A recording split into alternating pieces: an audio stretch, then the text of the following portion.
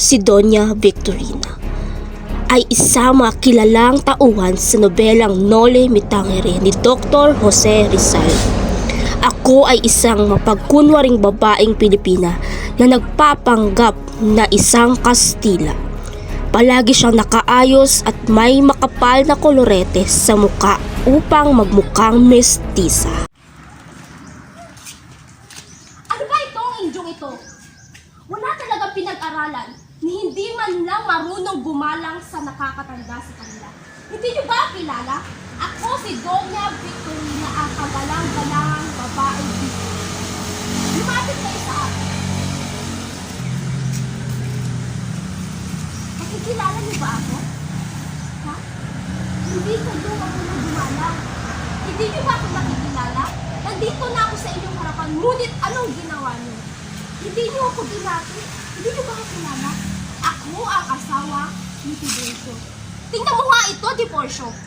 Ano ang ginagawa mo? Nang dahil sa'yo, nang dahil pinakasalan kita, hindi na nila ako ginalang. Nung wala ka pa sa aking poder, ano ang ginawa nila? Kagalang-galangan ako. Hindi man lang ako nila pinagkaitan ng isang katiming paggalang. Tayo dapat kilalanin sa mataas na lipunan. Dahil ako'y higit sa kanila, lalo na sa inyo. Hindi mo ba naisip na dapat magpasalamat sa akin? Dahil ako ang nagdala sa inyo sa tuktok ng lipunan. Pero hindi, napakawalang silbi. Kaya kayo mga Indyo, umalis na kayo.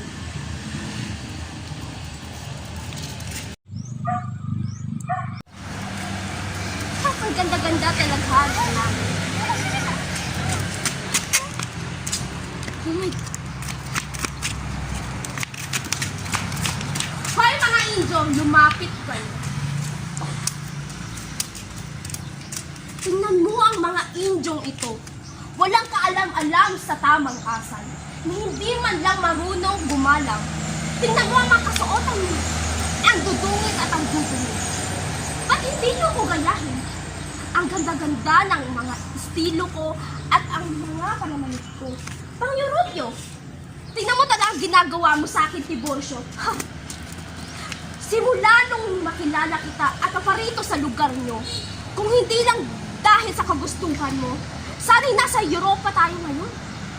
Nakipagsosyalan sa mga mayayaman at mga totoong tao, hindi katulad ng mga ito. Hindi ko alam kung saan kayo ba. Ha? Umalis na kayo kung bago pa kayo mag-init ang ulo ko. Ano ba itong buhay ko, Tiburcio? Kung hindi lang ako napasama sa iyo ng kapalaran, sana'y nakapag-asawa ko na isang matimpunong Kastila. Ngunit anong nakuha ko? Isang inutin na katulad mo. Isang pilay. Diyos mio! Kailan ba ka ba matutupo ng tamang asal? Para kang Indyo kung kumilos. Hindi ka marunong mag-Kastila. Hindi ka marunong magbihis kagaya ng iba. Kagaya ng mga senyorito at senyorita sa labas. Napakasama ng lahi mo. Kung hindi lamang ako, wala kang halaga. Paksama talaga ng aking kapalaran.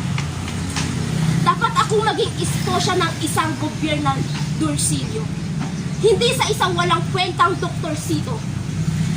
Ako'y nagpakasal sa isang Pilipinong tulad. Pero ano ang nais mong ibigay sa akin? Ni wala man lang. Subalit sino ang mga akalang isang katulad mo ang magiging mapang-asawa ko? Isang walang kwenta. Tingnan mo ang mga Indyo sa paligid. Nakikita mo? Magiging katulad din ako at ayoko mangyari iyon. Dapat sana'y nagpakasal ako sa isang tunay na Kastila. Ngunit dahil sa kapalaran, ikaw ang napangasawa ko. Ako ang nagdala sa iyo sa lipunan. Kaya't kung wala ako, wala ka rin. Kaya't ikaw, matuto kang magpasalamat sa akin. Huwag mo akong ipahiya sa harap ng mga tao. Napakarami kong tiniis. Ako ang naging dahilan bakit tayo na tinanggap ng rehistradong tao sa bayan. Dapat kong magpasalamat ka sa akin. Dahil kung kahit papaano, ikaw ang kinilala kilalang isang doktorsito dahil din yon sa akin.